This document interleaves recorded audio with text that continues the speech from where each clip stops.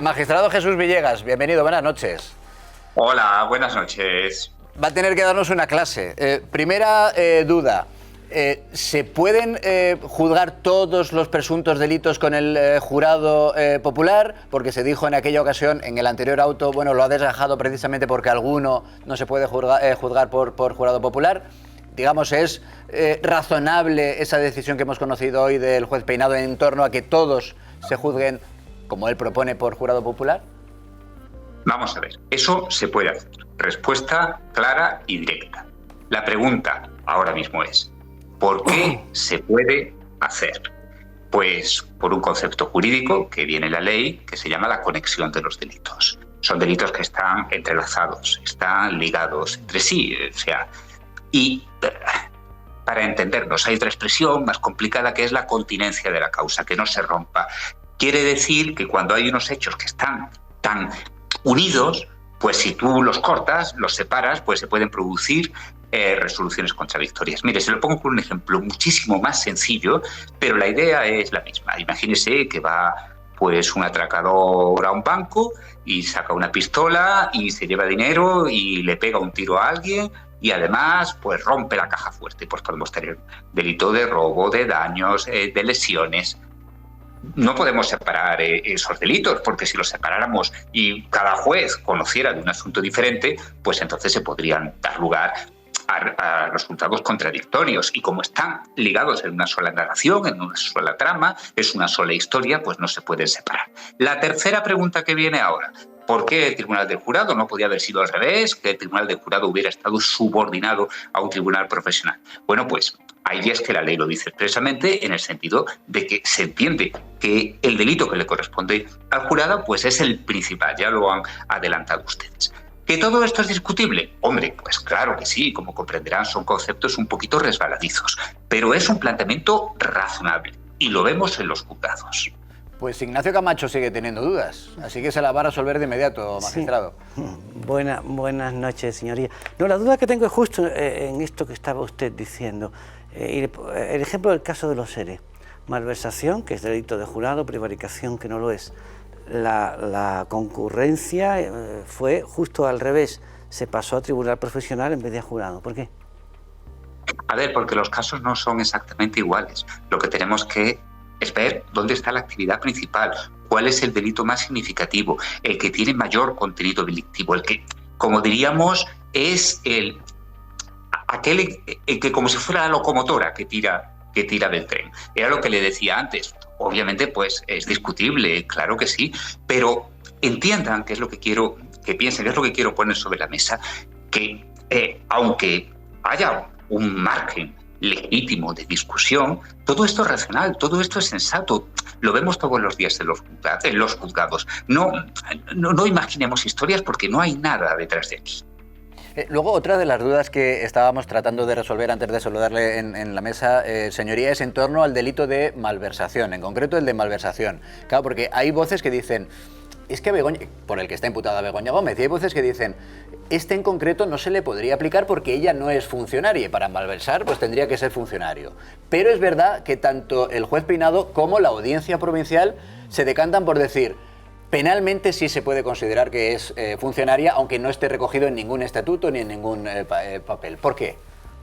Bueno, esta pregunta es más fácil en el examen que me hace usted siempre, cual severísimo profesor.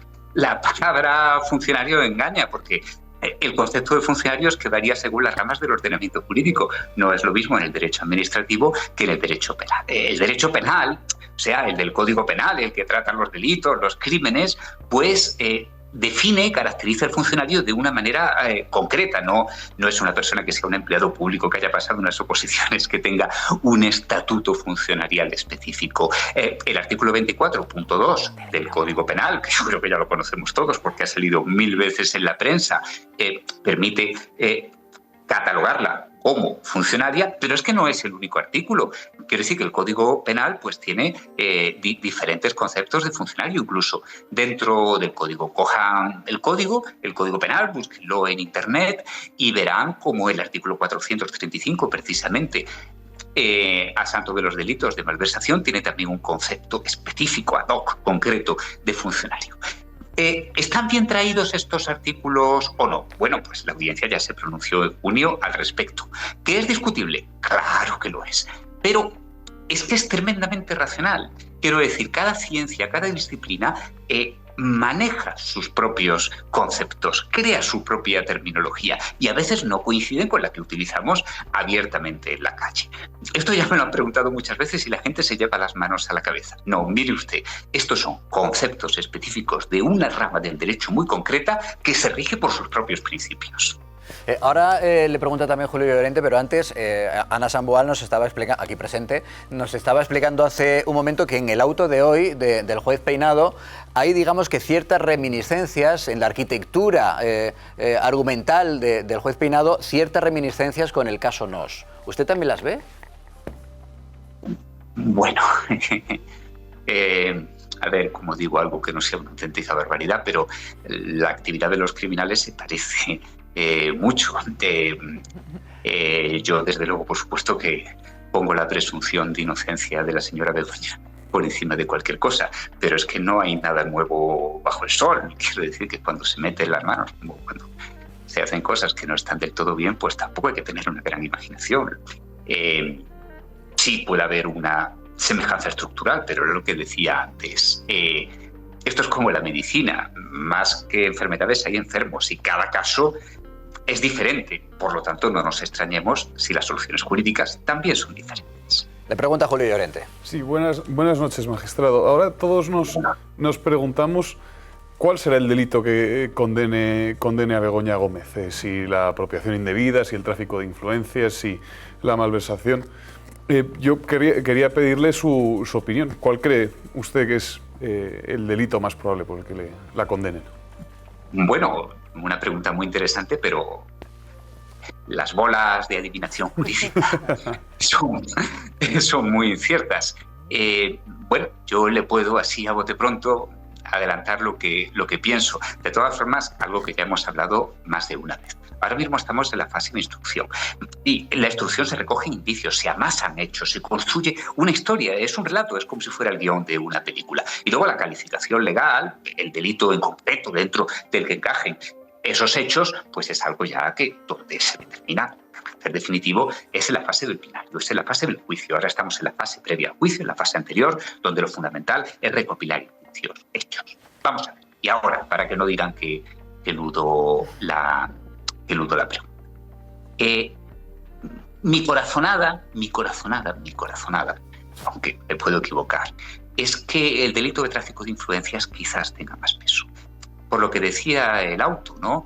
Pues porque si se producen determinadas gestiones y luego acto seguido pues se producen determinadas decisiones administrativas que favorecen a ciertas empresas y todo está muy cercano temporalmente y parece que puede haber una relación de causalidad, pues son unos indicios muy fuertes. En cuanto al otro, no lo sé, yo también veo que está fundado, pero sí es cierto que es una conducta relativamente novedosa, que las preguntas políticas, los interrogantes legales son mayores, entonces ahí yo tengo más incertidumbre. Pero a mí el de tráfico de influencias, fíjese, y se lo digo, vamos hablando con usted de una manera absolutamente coloquial, pues me da un pálpito, ¿sabe? Ya más no le puedo decir. Sí. Bueno, Ana Samboal, que le pregunta, siempre nos ha dicho que a ella también le parece, digamos, que el que está más atado desde el punto de vista jurídico. Además de la apropiación indebida, porque probablemente sea más fácil de probar, porque hay algo físico, que es el famoso software. Da la impresión, magistrado, de que el juez está terminando esa instrucción, primero porque se le agota el plazo, si mal no recuerdo acaba a finales de año, y segundo porque de alguna manera está indicando hacia dónde va a ir este caso, hablando del jurado popular, etcétera, etcétera. Y en este último tramo es cuando cita al presidente del gobierno. No sé si cita a Pedro Sánchez simplemente para hacer referencia al poder vicario que podía tener Begoña Gómez a la hora de actuar, respaldada por él, o va a dar un paso más en relación al presidente del gobierno, porque volviendo a ese caso Nos, al que hacen referencia a su matrimonio, la infanta Cristina acabó sentada en el banquillo. Bien. Pregunta muy interesante y yo, fíjese, les hablo con confianza porque no hay respuestas a esas preguntas. ¿Qué es lo que yo pienso sobre ese particular? Mire, yo creo que cuando menciona al presidente del gobierno, lo hace simplemente para poner de relieve la capacidad de influencia y de persuasión que tenía la señora Begoña Gómez. Yo ya lo he hablado en alguna vez, si usted o yo pues intentamos presionar ante una empresa para que conceda un contrato, para que haga una determinada actuación, pues posiblemente se van a reír de nosotros. Pero si usted o yo tuviéramos familiares en el gobierno, estuviéramos bien posicionados, tuviéramos un poder, aunque fuera vicario, como usted dice, pues posiblemente nos harían más caso. Y es precisamente esa cercanía al poder la que, utilizada de una manera ilícita, puede constituir un delito. ¿Significa esto que el presidente del gobierno esté implicado, que estén apuntando a su implicación? No creo que vayan por ahí los tiros. Pero también es verdad, y les repito lo que he dicho otras veces, que aquí es caiga quien caiga, vamos a seguir adelante. Digo vamos porque yo también soy juez, perdónenme la inmodestia o este corporativismo un poco infantil. Aquí se sigue hasta el final. Y si se tiene que llegar a la cúspide, se llega a la cúspide. Bueno, como pasó en el caso Noms. Pues, magistrado Jesús Villegas, me decía que actuó con usted como un severísimo profesor. Pues le digo una cosa, siempre le acabo poniendo matrícula de honor, o sea que una de dos, o no soy tan severísimo o usted es muy buen alumno, en este caso profesor. Gracias en todo caso por atendernos. Un auténtico placer, buenas noches. Gracias, hasta pronto. Bueno, la verdad es que lo he explicado muy claro, yo creo que más dudas no nos han quedado. Es verdad que el delito de malversación, digamos que se le puede atribuir, nos decía, a la esposa del presidente del gobierno, aunque no sea funcionaria, porque primero hay jurisprudencia y porque penalmente sí que compete en el caso en el que nos ocupamos, y eso de que el de tráfico de influencias parece el que peor pinta para el futuro procesal de Begoña Gómez. Y además es, por lo que dice el juez en el auto, del que penden todos los demás. Si usted, por ser la esposa del presidente, no tuviera acceso a determinadas relaciones y a que le hicieran determinados favores, muchos de una buena cuantía económica, no podría haber hecho otro tipo de cosas, como las que hizo, la cátedra, el software, etcétera, etcétera, etcétera. Con lo cual parece que está bastante bien armado y argumentado. Luego ya veremos a ver lo que dicen los jueces. En un juicio, y más, no, los jueces o los jurados, que eso hoy. Los jurados. Un juicio conjurado, donde además la Fiscalía va a actuar como defensa de la acusada, yo no estoy nada seguro de dónde va a salir eso. Muy buenos tienen que ser los abogados de la defensa. Pero vamos a ver, un juicio conjurado popular, al final hay una exposición, hay unos testigos, hay unas pruebas testificales y por último el juez le dice, le dice al jurado, ¿usted cree que esto está probado, sí o no? Correcto. ¿Usted cree que esto está probado, sí o no? Es decir, que lo que vemos en las películas afortunadamente dista mucho de ser cierto. Con los meses que llevamos de caso, mediáticamente hablando, los jurados pueden encontrar a alguien en este país. Es complicado. Madrid, que es donde será, es imposible, por lo tanto ahí va a ser un poco difícil, pero también lo apuntaba el magistrado, que está bien armado por parte de Peinado, que pueda terminar todos los juicios, o sea, todos los delitos con un juicio conjurado. Es que además, por lo insistimos, tanto, claro, es que a lo mejor esa jugada que él pretendía... Quien firma el auto es el juez Juan Carlos Peinado, pero es que, insistimos, que si ha llegado hasta ese punto, que es solicitar la apertura de juicio por jurado, es porque en eso en concreto está respaldado por otros 3 jueces de una instancia superior, que es la Audiencia Provincial. Es que no es solo el juez Peinado, que es efectivamente el que teje, el que expone los argumentos, pero que viene avalado por otros. De todas maneras tendrán que ratificarlo expresamente porque ya lo han pedido las partes, o sea que lo han recurrido absolutamente todo. Y si llega a juicio, que todo apunta a que va a llegar, este proceso se va a prolongar porque pase lo que pase, se recurrirá y se volverá. Que casi que vamos a tener que volver a llamar al juez Villegas. ¿Cuánto se puede esa se nos ha quedado? ¿Cuánto se puede prolongar el caso? A ver, si se cierra la instrucción en diciembre, ¿cuánto tiempo tarda en abrirse el juicio oral? Por lo menos unos meses, 3, 4 meses. Ponte juicio, sentencia, etcétera, recurso ante la audiencia. Finales de 2020. Tienes una primera instancia, recurso ante la Audiencia Provincial. Segunda, recurso ante el Tribunal Superior de Justicia de Madrid. Tercera, recurso ante el Tribunal Supremo. Puede alargarse durante años y años. O sea, que es que Sánchez no va a... Sí, pero yo creo que Conde Pumpido no aguanta. A ver quién está en el Constitucional. Se le acaba el mandato ahora, puede que aguante un poco más, que ya sabemos que el Constitucional es difícil removerlo, pero años y años y años me cuesta. sentencias firmes de todos estos casos que estamos viendo tarda muchísimo. pueden tardar 2 legislaturas, ¿sí? Tranquilamente. O sea, esta es lo que queda de otra fácilmente. Mencionabas tú antes el caso de los seres, ¿verdad? Que ese es mucho más complejo. Era mucho más complejo. Pero, cuidado que Ábalos está pensando en renunciar a su inmunidad para que pase la audiencia, que tiende siempre a abrir las macrocausas y ahí ya se empantanas hasta cadenas grecas. Isaac Blasco es uno de los periodistas que mejor conoce a Ábalos. Hablábamos con él hace unos días en el Cascabel y decía, la estrategia de Ábalos es alargar todo lo posible la instrucción, los recursos y demás para cumplir los 70, debe tener 60 y ya bastantes, y casi seguro librarse de la cárcel. No, sí, en un caso como este entras y con 75 si renuncia al escaño, pierde el sueldo. Sí. Y precisamente esa es la otra duda. Por eso.